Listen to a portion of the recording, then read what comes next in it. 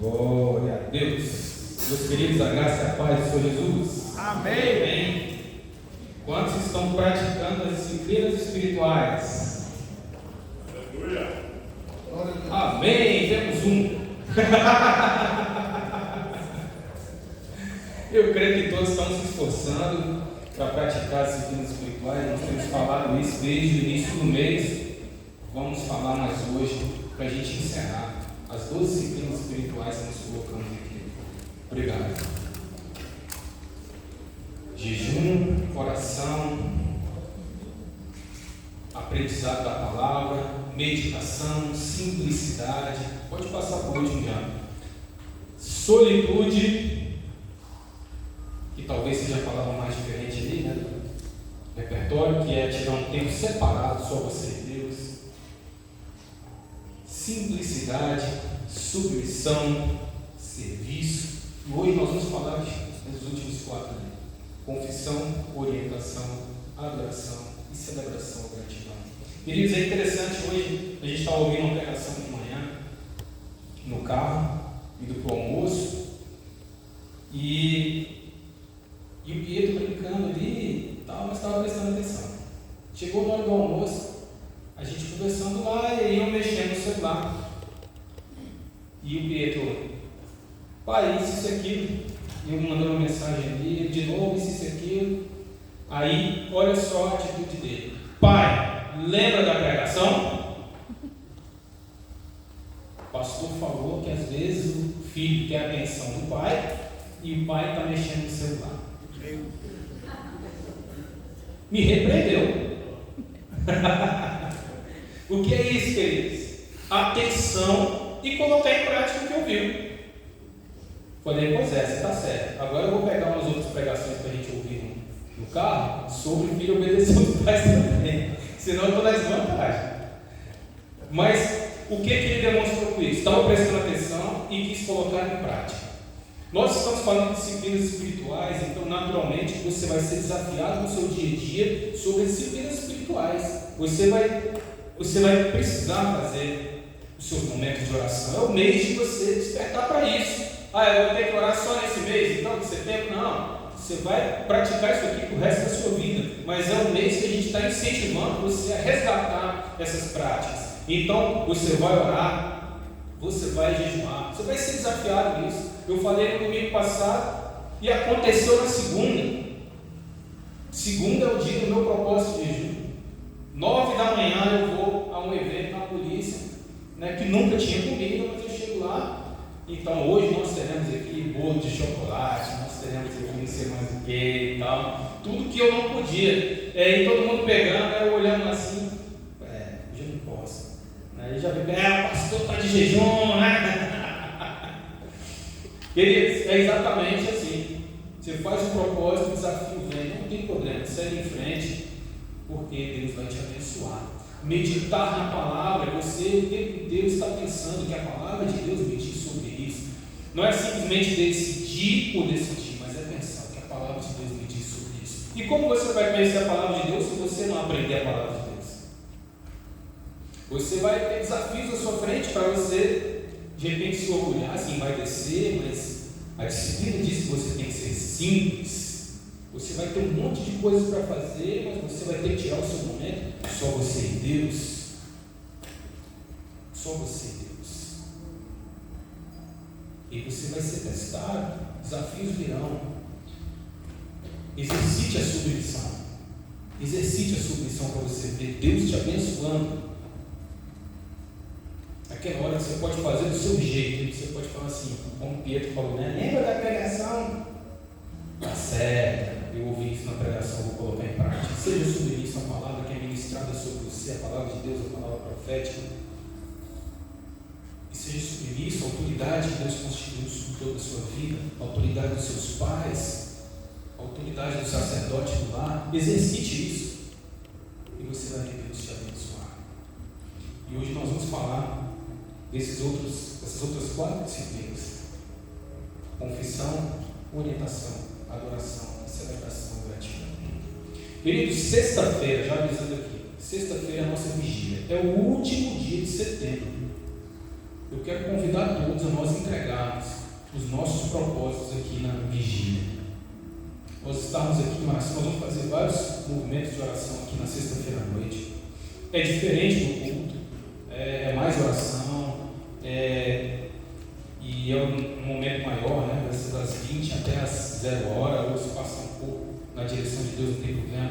Mas nós estaremos orando aqui, entregando os nossos propósitos. Eu gostaria que todos se esforçassem para estar aqui, pelo menos em um momento, porque nós vamos entregar os nossos propósitos aqui.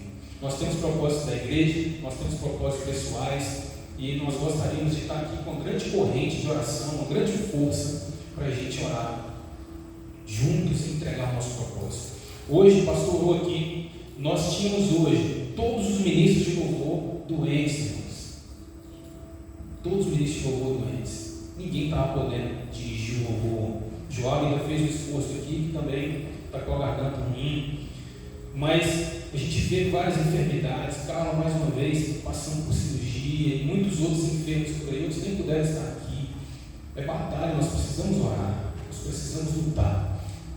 Domingo que vem nós temos eleições no Brasil, nós precisamos tomar uma atitude de oração. Além de votar corretamente, nós precisamos tomar uma atitude de oração. Então, sexta-feira é a vigília antes da eleição. Nós precisamos estar aqui para orar, precisamos buscar a Deus e encerrar os nossos propósitos juntos. Então, desafio todos a estarmos aqui. Vamos abrir nossa palavra de Deus aqui no Salmo 32. Salmo 32.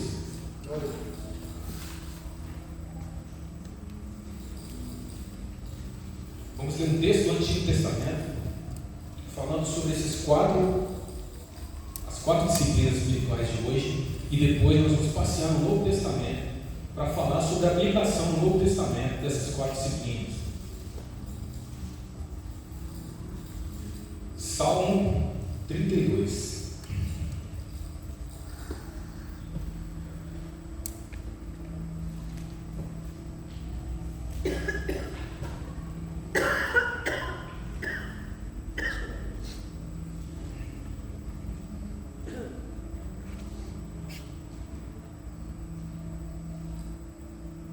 Salmo 32 diz assim: Bem-aventurado aquele cuja transgressão é perdoada e cujo pecado é coberto.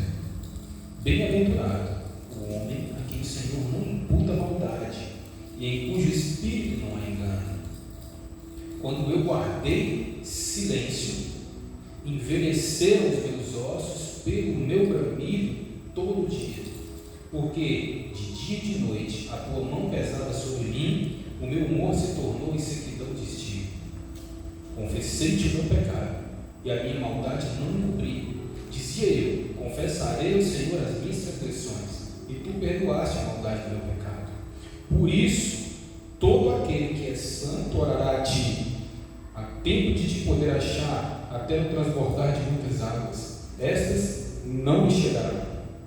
Tu és o lugar em que me escondo, tu me preservas da angústia, tu me cinges de alegre descanso de livramento. Agora a palavra de Deus para ele: instruir-te-ei, ensinar-te-ei o caminho que deves seguir, guiar-te-ei com os meus olhos. Não sejas como um cavalo, nem como a mula, que não tem entendimento, cuja boca precisa de cabresto e freio, para que não se achegue a ti. O ímpio tem muitas dores, mas aquele que confia no Senhor, a misericórdia o cercará.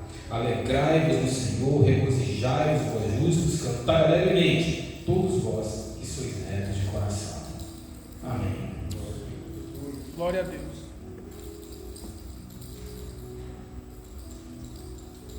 Queridos, esse é um salmo que possivelmente fala aqui da história de Davi. Davi tinha cometido um erro gravíssimo quando ele resolve ter uma relação de adultério com Batseba. Davi, um homem casado, ele então resolve se envolver com uma mulher que era casada, e não era uma mulher qualquer, era a esposa do general, um dos generais do seu exército, Urias. Davi então tem relações com ela, ela é engravida, e para esconder a gravidez dela, Davi chama Urias e entrega uma carta na mão dele. que deveria ser entregue ao comandante da tropa, dizendo que era para colocar Urias na linha de frente na guerra, para que ele morresse. Antes disso, ele chama Urias e ele tinha esperança de que Urias ia ter relações com a própria esposa, para depois dizerem que o filho era dele. Mas ele falou: não, eu não posso voltar para casa, ter relações com a minha esposa, sendo que a minha tropa está morrendo na guerra. Então ele foi extremamente leal, tendo em vista a lealdade dele. Então Davi entrega essa carta na mão dele para que ele vá para a guerra, entregue na mão do comandante, para o comandante colocar ele na linha de frente para ele morrer. E assim aconteceu. Um pecado terrível, não somente pelo adultério, mas pela deslealdade, pela maldade, pelo homicídio de um homem bom, de um homem leal, de um homem justo e correto. Então Davi decide esconder esse pecado. Davi decide esconder. Quando Urias morre, então ele pega Batseba como mulher dele e acha que está tudo bem. Ele achou que estava tudo tranquilo, ninguém vai ficar sabendo. Mas aqui ele conta uma parte dessa história. Enquanto eu escondi o meu pecado, os meus ossos se envelheceram, porque a tua mão pesava sobre mim. Meu humor se tornou em sequidão de destino, ou seja, eu estava morrendo por dentro. É isso que ele está dizendo. E é interessante que às vezes a gente recebe pessoas que a gente tenta orientar, tenta explicar, tenta dar orientações cognitivas, emocionais, etc. Mas lá para frente a gente descobre que realmente, se não houver um arrependimento, se não houver uma confissão de pecado, porque é uma condição espiritual de alguém que não está querendo tomar uma posição de arrependimento diante de Deus. E aí aquela pessoa só vai piorando, só vai se afundando. E tem muitas pessoas assim, pessoas bem-sucedidas financeiramente, pessoas bem-sucedidas no trabalho, pessoas que parecem ser bem-sucedidas na família, como Davi aqui parecia. Ele estava fingindo nesse momento, ele estava ali parecendo que ele estava bem, mas ele estava se afundando espiritualmente, e uma série de coisas ruins acontecendo, porque havia pecado na vida dele. E aí então o profeta Natan vai até ele, e o profeta Natan conta para ele uma parábola. Fala assim: havia um homem muito rico, tinha muitas ovelhas.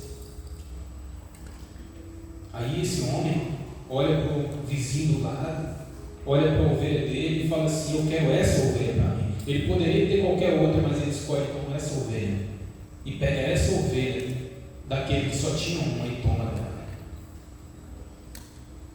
Aí Davi fala assim: esse homem merece a morte. Por que Davi fez esse juízo? Porque é uma injustiça terrível alguém que pode ter o que quiser ir lá e tirar de alguém que só tinha uma. Davi logo sentencia esse homem à morte, e o profeta diz: esse homem é você. Esse homem é você. Então Davi vai cair em si nesse momento, e ele se coloca diante de Deus para fazer o quê? Confissão. Ele se dirige ao profeta e faz a confissão. Se dirige a Deus e faz a confissão. Queridos,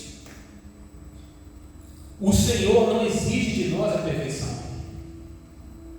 Embora a perfeição seja a nossa meta, porque Cristo é perfeito e Cristo é a nossa meta, nós devemos olhar para Ele e procurar ser como Ele foi. Mas Deus não é um Deus carrasco, não é um Deus sem conhecimento que exija de nós a perfeição, sendo que nós não somos perfeitos e nem temos condição de ser. Deus olha para nós e vê as nossas limitações, Ele olha para nós e vê que nós somos seres humanos, somos pó, sem Ele nós não somos nada.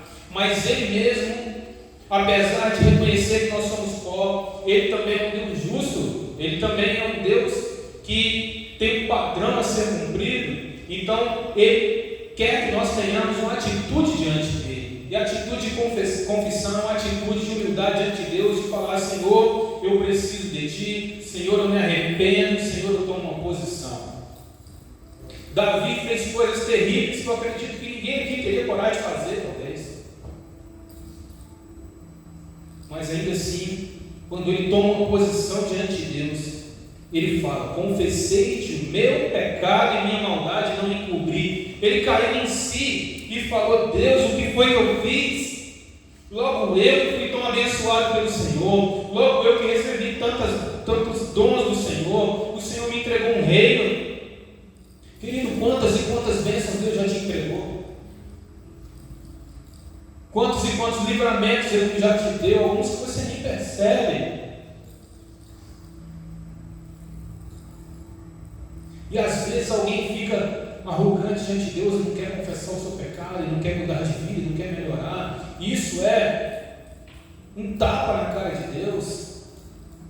Desculpe o termo, porque Ele se fez carne, habitou entre nós, entregou a vida por nós naquela cruz, para que nós pudéssemos viver para Ele. Por isso Paulo fala assim: o amor de Cristo nos constrange. Quando eu julgo isso, um morreu por todos, logo todos morreram. E Ele morreu por todos para que aqueles que vivem, vivam para Ele e não mais para si mesmos. Queridos, nossa vida é de Deus. Exercite então a confissão. Se avalie. Não precisa ser como Davi, levar uma profecia no meio da cara que nem ele. Não precisa disso. Se você sabe que você falhou, se coloque diante de Deus e fala para Ele tudo. Eu pensei isso e aquilo. É engraçado, às vezes as pessoas chegam: pastor, olha que eu pensei isso, aquilo, coisas terríveis. Mas eu não tenho coragem de falar para Deus, não. Eu falo: você tem coragem de falar para mim? E não tem coragem de falar para Deus? Fala para Deus tudo que você pensou, tudo que você desejou, tudo que você sentiu. Confessa diante dele. Coloca diante dele. Porque aquele que é santo orará a ti, a tempo de poder te achar, até não transbordar de muitas águas, essas não lhe chegarão. Você pode estar ali com consequência do teu pecado te tomando conta, você está submerso nas águas, mas se você confessa, Deus estende a mão e te tira de lá. Olha para Jonas fugindo de Deus, mas Deus providencia um meio, um escape. Pode não ser o melhor dos mundos, ser lançado no mar, pode não ser o melhor dos mundos, ser engolido por um grande peixe, mas melhor isso do que morrer, né? E aí vai cumprir a vontade de Deus. Queridos, confissão. Confesse o teu pecado diante de Deus. Não vamos nessa arrogância de ficar fingindo ser quem nós não somos. Não vamos nessa arrogância de ficar tentando aparentar uma coisa que nós não somos. Isso para Deus não é nada. Isso é o farisaísmo que Jesus tanto criticou. Vai diante de Deus e confesse o teu pecado. Se você falhou com algum irmão, vai diante dele e confesse o teu pecado. Se isso está apertando o teu coração, procure ajuda, procure um pastor, procure um líder, procure alguém. Olha só, vamos para os versículos aí de confissão. Tiago 5,16. Olha só o que a palavra de Deus nos diz.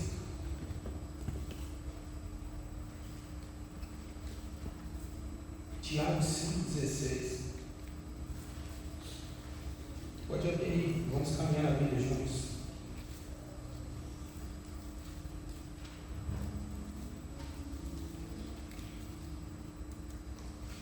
Vamos começar no 14, no 13. Está alguém entre vós aflito? Ore.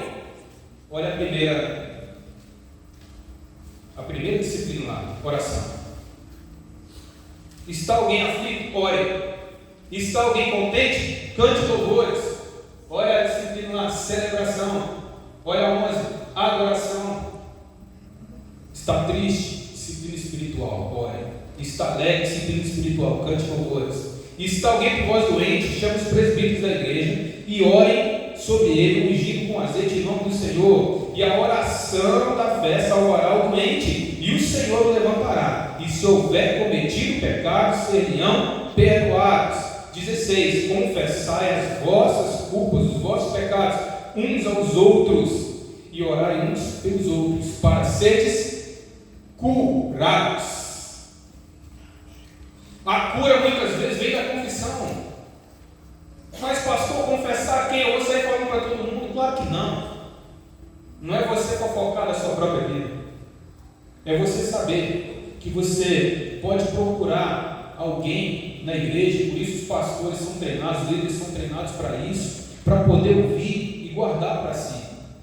Até mesmo profissionalmente existe uma coisa chamada sigilo pastoral. O que é o sigilo pastoral? Aquilo que é falado para o pastor, ou aquilo que é falado para o padre, ou para qualquer líder religioso, o pastor, o padre, o líder religioso tem que guardar para si. Existem pesquisas que mostram o poder da confissão. Quando você coloca para fora, quando você fala com alguém, você está diminuindo a tensão. Estou explicando emocionalmente, você diminui a tensão. Aquele peso de ficar carregando aquilo só para você, escondendo aquela mentira, escondendo aquele pecado, aquele peso se vai quando você abre o seu coração. Vou dar um exemplo aqui, a gente está no Setembro Amarelo falando de prevenção ao suicídio. 80% das pessoas que pensam em suicídio e saem para executar, quando encontram alguém no meio do caminho que simplesmente as ouça, elas desistem. Sabe por quê? A pessoa está desesperada, ela está aqui pensando, não tem jeito, não há saída, o meu sofrimento é grande demais, eu não sei o que fazer, essa dor está tomando conta de mim, eu não tenho saída. Então ela pensa, eu vou matar a minha dor, e ela vai procurar um jeito de matar aquela dor. Mas no meio do caminho, encontra você, encontra mim, e você percebe que a pessoa não está bem e fala assim, o que é? Não, nada não, tem alguma coisa assim, isso aí não está certo, tem alguma coisa assim, o que é? Aquela pessoa começa a dizer, minha vida não vale nada. Escuta, meu irmão, escuta, não me interrompe não. Tem gente que já quer aconselhar, ouve, minha vida não vale nada, já quer aconselhar. Não, só vem que falou assim, Jesus morreu na cruz por você, isso aqui vem toda aquela história da Bíblia. Não, para, escuta primeiro, deixa ela confessar, deixa ela pôr para fora o que está dentro dela. Aí ela vai dizer, minha vida não vale nada, meu casamento está ruim, meu filho não me respeita, eu perdi meu emprego, eu estou doente, eu sinto dor, Deus não me ama, e não sei o que, aí vai. Às vezes fala até besteira, nem Deus eu acredito mais, eu acho que Deus não me ama coisa nenhuma, esse Deus não existe, se existisse, por que o mal ia existir também? E também todos aqueles argumentos das pessoas que estão sofrendo, ela fala, e você escuta, você ouve. Às vezes no final você nem fala nada, você, nossa, é isso mesmo. Aí a própria pessoa, depois de ter falado, o que ela fez? Descarregou. A tensão que estava alta diminuiu. Aí ela mesmo fala assim, poxa, muito obrigado, você me ajudou muito. Ué, não falei nada, mas ouviu. Esse é o papel da confissão, o papel psicológico da confissão é o quê? A pessoa descarrega a tensão.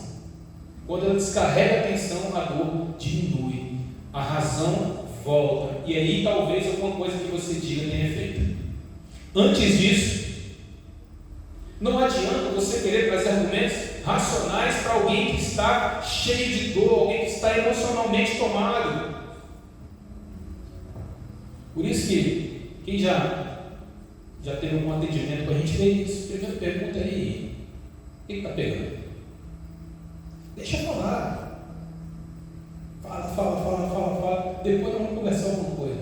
Primeiro tem que descarregar. Então a confissão aqui ele diz: confessai os vossos pecados uns aos outros e orai uns pelos outros para serem curados. Não guarda as suas angústias para você, não guarda o seu pecado para você.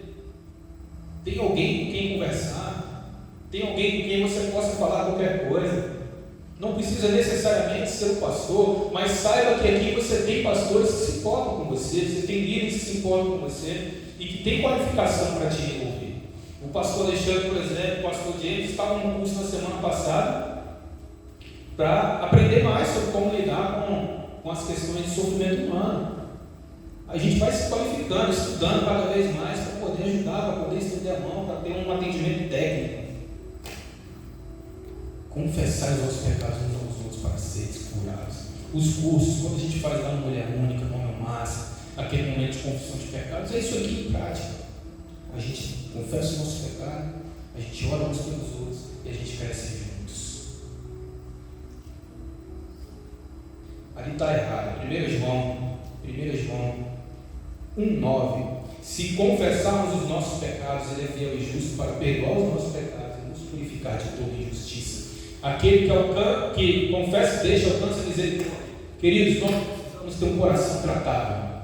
Erramos, vamos melhorar. Pecamos, vamos pedir perdão, vamos nos arrepender e tocar a vida em frente. Nós precisamos tocar a vida em frente. Então Davi resolve confessar o seu pecado. E aí depois ele fala da orientação. É interessante que ele fala da orientação logo em seguida. Porque a gente fala, a gente confessa, e logo em seguida Deus nos orienta, ou aquela pessoa que nos ouve nos orienta também. Ele diz o seguinte, o próprio Deus falando aqui: instruir-te-ei, ensinar-te-ei o caminho que deve seguir, guiar-te-ei com os meus olhos. Querido, Deus nos guia, Deus nos orienta. Deus não é aquele que nos manda numa missão e nos abandona nela. Ele nos orienta. Procure saber qual é a direção de Deus, procure saber qual é a vontade de Deus. Deixe Deus falar com você. Mas como você vai ouvir Deus se você não para escutar? Se a tua oração é só falando, se você vem para a palavra de Deus só procurando aquilo que você quer, deixa Deus falar com você, deixa Deus te instruir. Eu tenho um exemplo muito interessante nesse próprio salmo aqui.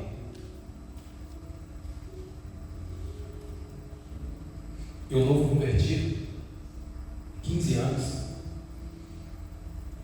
um dia desse,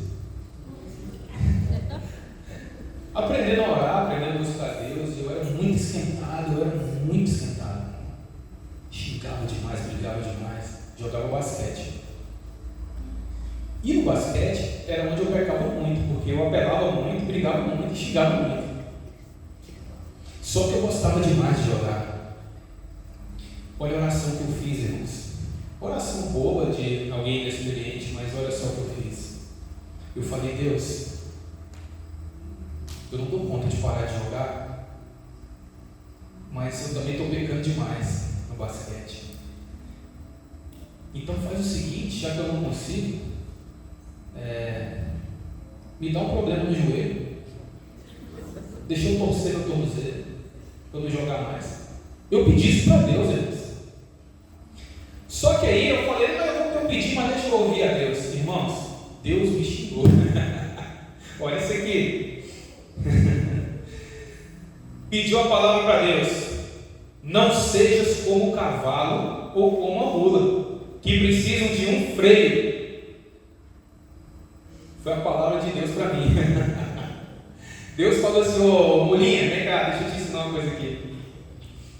Vem cá, o cavalinho, deixa eu te ensinar uma coisa aqui. Não é assim. Você tem que abrir mão do teu pecado por mim. Aí eu me afastei um pouco do jogo, aí meu técnico me liga: vem cá, faltando por quê? Não, porque agora eu sou de Jesus. Eu estava pecando demais, e aí eu resolvi deixar o basquete. Ele falou: como é que é? Que papo é esse, rapaz? Não, agora eu sou de Jesus, eu estou pecando demais no basquete, sei o quê. Ele falou: tu é de Jesus, é? E ele é tudo rico, assim. Tu é de Jesus, é? Então tenha vergonha na tua cara e vem para o treino e para de fazer o que você acha que é errado. E pede para esse teu Deus aí que você serve agora te dar força para você vir para o treino e fazer o certo ao invés de fugir do treino. Eita, é arroz para todo lado. E fiz isso. Deus te orienta. Ele te orienta diretamente. mesmo que você quer ouvir, não. Às vezes é roxo. E ele te orienta através das pessoas, te orienta através de um amigo, te orienta através do pastor, te orienta através do técnico, te orienta através do cliente, sei lá como, mas ele usa uma boca para dar uma orientação para você. E eu digo para você o seguinte: nós aqui temos estudado para te dar a melhor orientação. A Bíblia diz que não deve ouvir conselho dos ímpios, mas você deve ouvir o conselho de alguém que tenha vida com Deus, que seja orientado na palavra. Por isso nós temos procurado estudar aqui, por isso nós incentivamos vocês a estudar. Tem gente que acha para orientar as pessoas espiritualmente, basta eu ser alguém de oração. Não. Quantas destruições eu já vi por orientações mal feitas. Nós temos que ter conhecimento da palavra de Deus, nós temos que ter vida com Deus para dar a melhor orientação. Procure a melhor orientação. E Davi então recebeu orientação direta de Deus. Olha lá, Atos 15, 28, olha que interessante. No Novo Testamento a igreja teve uma dúvida. Aí eles foram consultar a Deus e foram conversar sobre. Aí olha aqui Atos 15, 28. Pareceu bem ao Espírito Santo e a nós. Não vos impor mais em cargo algum, senão aquelas coisas necessárias. Os apóstolos se reuniram, os apóstolos conversaram, os apóstolos debateram, os apóstolos pediram a orientação do Espírito Santo. Então o Espírito Santo deu uma direção. Eles chegaram a um consenso e fizeram o que tinha. Orientação. 1 Tessalonicenses 2,11. Olha que interessante aqui também, o apóstolo Paulo conversando com os irmãos de Tessalônica. 1 Tessalonicenses 2,11. Assim como bem sabeis, de que modo vos exortávamos e consolávamos e testemunhávamos a cada um de vós como um pai a seus filhos. Querido, todas as vezes que nós pastoralmente orientamos vocês, seja no púlpito, seja num aconselhamento, seja em um curso, nós estamos olhando para vocês, querendo o crescimento de vocês. Como um pai olha para o seu filho que quer ver ele crescer, assim nós temos olhado para vocês, para que vocês cresçam. E ele fala que exortávamos, consolávamos, edificávamos.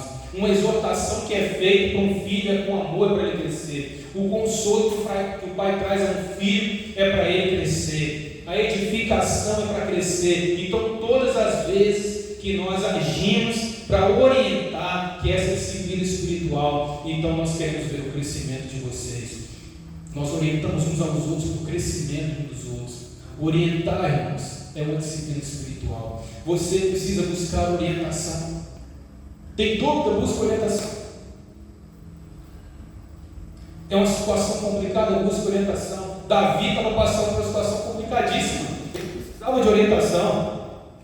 E o Senhor proveu orientação para ele, diretamente e através do profeta Natan. Então a disciplina espiritual da orientação pode ser necessária para a minha vida e para a sua. Eu às vezes busco orientação, irmãos. Busco orientação junto aos outros pastores, busco orientação entre os líderes e tenho os meus mentores fora daqui. Busco orientação, porque não existe ninguém na face da terra que saiba de tudo, não existe ninguém na face da terra que seja sempre seguro de tudo. Se tiver alguém que se pareça assim, é só para parecer, porque não é. Nós precisamos de pessoas que possam nos orientar, pessoas que possam orar por nós, que possam nos abençoar. Aí vem a adoração. Davi aqui adora a Deus, porque ele reconhece que Deus o livra, ele reconhece que Deus o abençoa. E o que é adoração? É um estilo de vida. João 4, 23. Vem a hora, já chegou, que os verdadeiros adoradores adorarão ao Pai em espírito e em verdade. E é isso que o Pai procura. Irmãos, Deus quer verdadeiros adoradores. Adoração não é só a gente parar aqui e cantar e louvar. Esse é um momento em que a gente faz isso juntos, mas você adora a Deus nos seus pensamentos, você adora a Deus nos seus sentimentos, você adora a Deus nas suas ações, você adora a Deus prestando um bom serviço, você adora a Deus com a sua atitude todos os dias e todos os momentos. Nós precisamos cultivar isso no nosso coração. O que é que eu vou fazer isso? A nossa resposta tem sempre que passar por essa disciplina espiritual. Deus. Portanto, quer comais, quer bebais, ou façais outra coisa qualquer, fazei tudo para a glória de Deus. Eu toco para a glória de Deus, eu prego para a glória de Deus, eu me divirto para a glória de Deus, eu como para a glória de Deus, eu descanso para a glória de Deus, eu trabalho para a glória de Deus, eu estudo para a glória de Deus. Não há absolutamente nada na nossa vida que nós possamos fazer para a glória de Deus. Aquela resposta que você dá para alguém tem que ser para a glória de Deus. Aquela decisão que você toma tem que ser para a glória de Deus. Pastor, eu vou ficar firme para a glória de Deus. Pastor, eu vou saia para a glória de Deus. Pastor, eu vou continuar, continue para a glória de Deus. Pastor, eu vou retroceder para a glória de Deus. Seja lá o que você for fazer, tem que ser para a glória de Deus. Tem que ser atitude de adoração. Não pode ser para sustentar os seus medos, não pode ser para sustentar os seus temores, não pode ser para alimentar a sua raiva, não pode ser para alimentar a sua inveja, não pode ser para alimentar nada que não seja a glória de Deus na sua vida. Amém, Deus?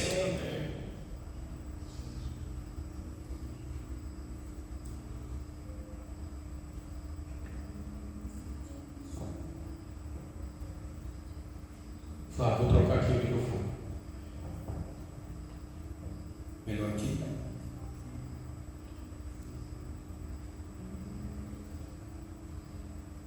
Se vai, vá para a glória de Deus. Se fica, fique para a glória de Deus. Faça tudo para a glória de Deus. Isso é uma vida de adoração.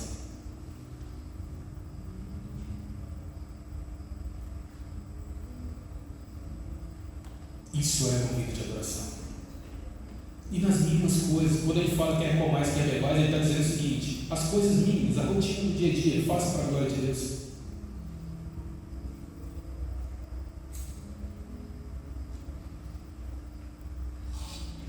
As pessoas vêm justificar suas decisões, as suas ações, pelos seus próprios sentimentos. Eu fiz isso porque eu fiquei chateado. Eu fiz isso porque eu fiquei irritado.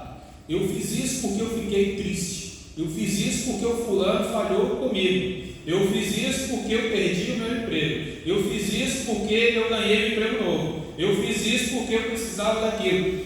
Irmãos, todas essas justificativas são secundárias para um cristão. A razão primordial de um cristão fazer qualquer coisa tem que ser para a glória de Deus. Amém, queridos? Amém. Aí Davi encerra com celebração. Olha que interessante. Ele começa o salmo com tristeza. Ele fala das angústias dele. Ele fala das dificuldades dele. E aí no final ele diz assim: alegrai-vos no Senhor. Regozijai-vos, vós justos. Cantai alegremente, todos que sois retos de coração. Meus queridos, nós precisamos celebrar. Aprenda a celebrar cada momento da sua vida. Aprenda a celebrar as conquistas. Pela fé, celebre até com as dificuldades. Porque você pode dizer: eu sei que essa tribulação que eu estou passando aqui hoje vai ser uma escada para o meu crescimento.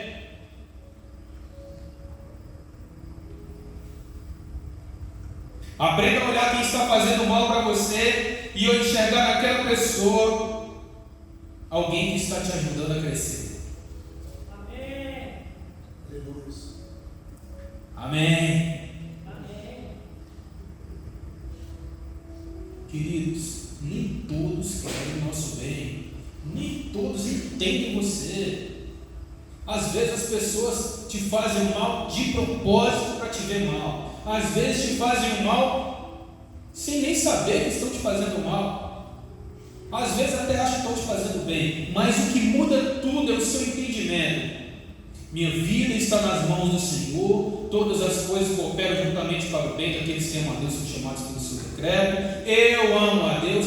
Eu fui chamado pelo decreto de Deus. Minha vida então está nas mãos dele. Então eu posso ter certeza que tudo que está acontecendo no meu caminho só pode ser de alguma forma para o meu bem. Então eu posso enxergar diferente. E ao invés de eu me incomodar, de eu sofrer tanto com aquilo que está à minha volta, eu posso enxergar que aquilo é sim um uma escada para o meu crescimento, e o nome de Deus vai ser glorificado em minha vida. Eu posso celebrar por isso. Posso celebrar quando sou corrigido. Se eu entendo que minha vida está nas mãos de Deus, que o Deus que me ama, meu Pai, quer me corrigir, meu Pai quer me fazer andar para frente, eu posso celebrar também por isso. Eu acho que eu já contei isso aqui, eu vou contar de novo. Também contar minhas histórias de um dia desses atrás, na minha adolescência. Eu estava meio desconcertado uma vez, irmãos. Aí eu li na Bíblia Deus falando que Deus corrige os filhos que tanto amam. Aí eu estava numa vigília. Aí eu falei para Deus, só Ele Deus. Falei, acho que o Senhor não me ama tanto assim não. O Senhor está vendo aqui que eu estou desconcertado? Cadê a correção? Para quê? Irmãos, passou um pouquinho, veio uma irmã de lá. Aí me agarrou na mão. Pode ser querer me rodar e me jogar lá longe. Pá! E queridos, eu fiquei tão feliz. Porque eu senti o amor de Deus pela minha vida, porque eu estava sendo corrigido. Aí ela falou assim: você não duvidou do meu amor? Então agora eu estou te dando a resposta. Te corrige. Meus olhos estão sobre você. Não quero você andando assim. Quero você andando nos meus caminhos. Quero você andando certo. Irmãos, eu levei uma marretada na cabeça com tanta alegria. E eu celebrei naquele dia. Eu falei: Deus me ama. Deus me corrigiu. Deus me ama.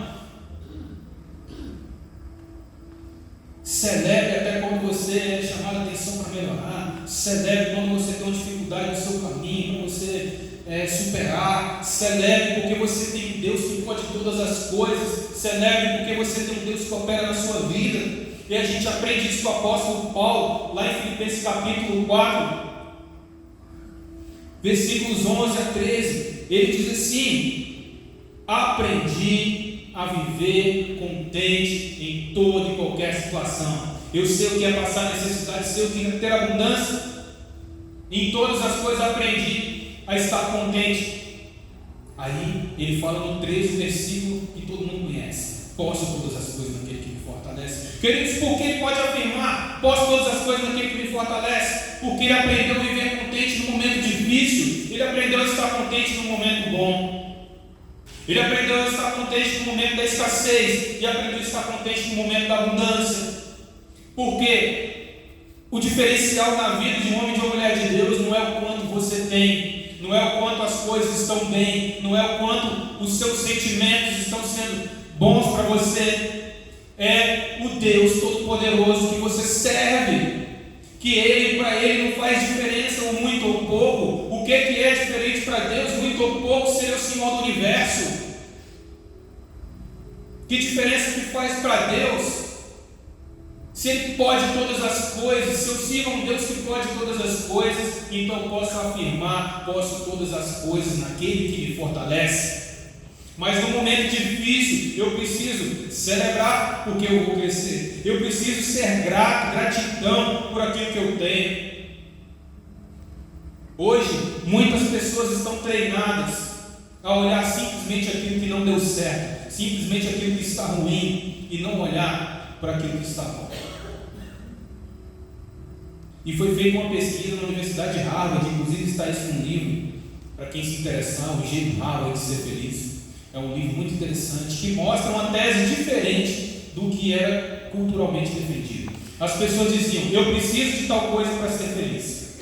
Eu preciso que aconteça tal coisa para eu ficar feliz. Eu preciso que aconteça tal coisa para que eu fique feliz. Aí foram fazer uma pesquisa com as pessoas mais bem-sucedidas, psicologia positiva, e descobriram o seguinte: gratidão e felicidade precedem o sucesso.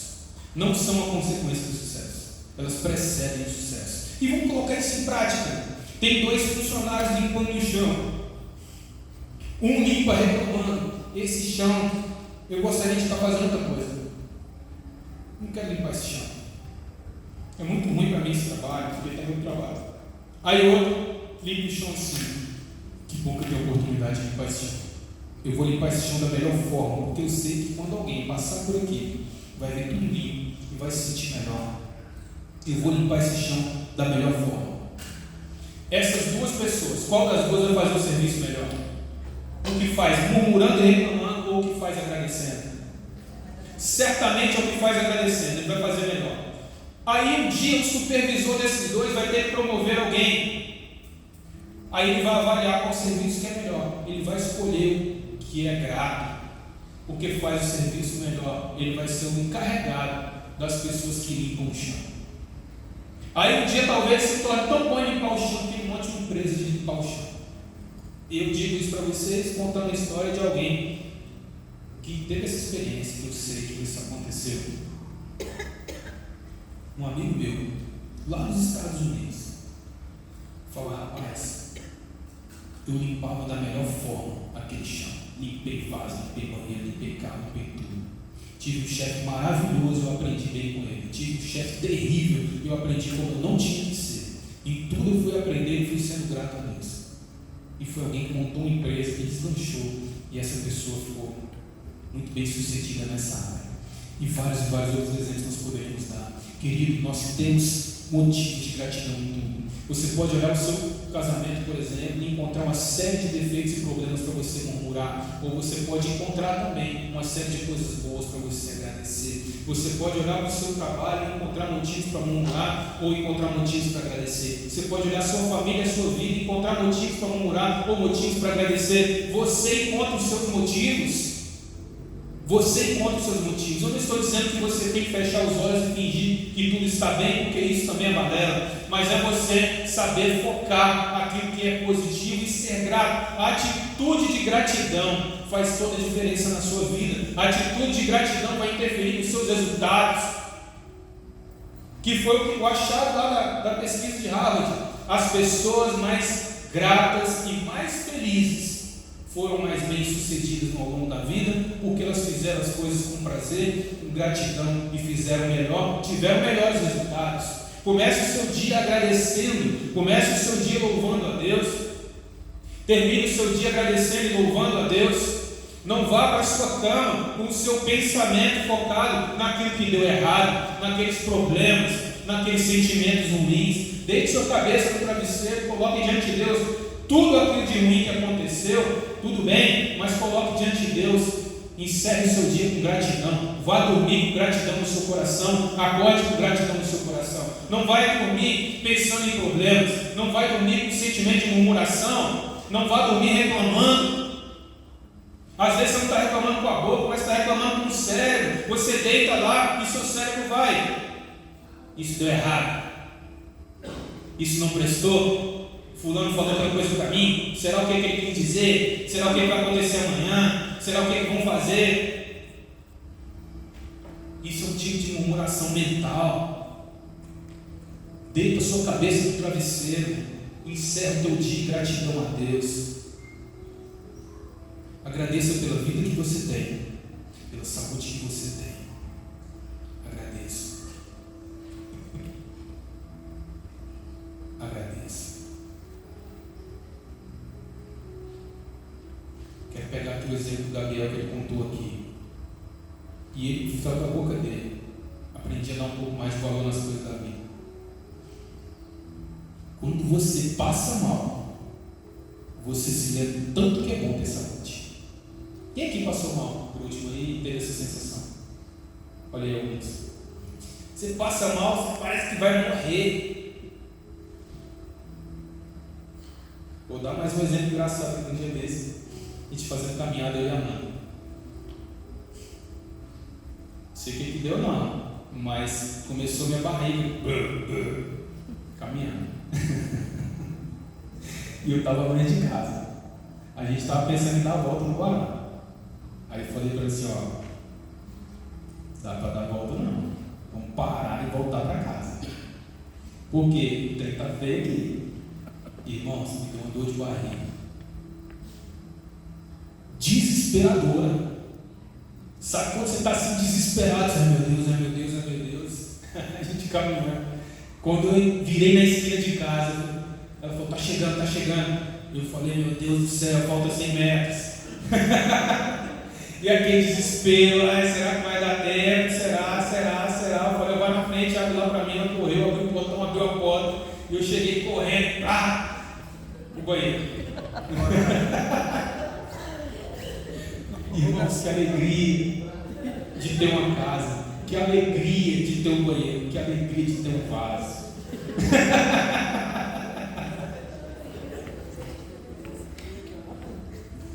Irmãos, como é bom ter saúde. Quando você passa um perrengue, você vê como é bom ter saúde.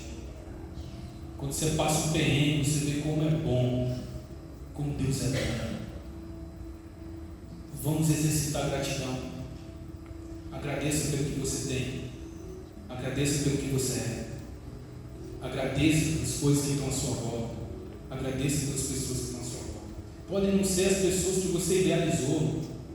Pode não ser o marido perfeito. Pode não ser a mulher perfeita. Pode não ser o filho, o irmão perfeito. Mas agradeça porque Deus colocou essas pessoas do seu lado. Talvez se você não tivesse essas pessoas, tudo seria pior.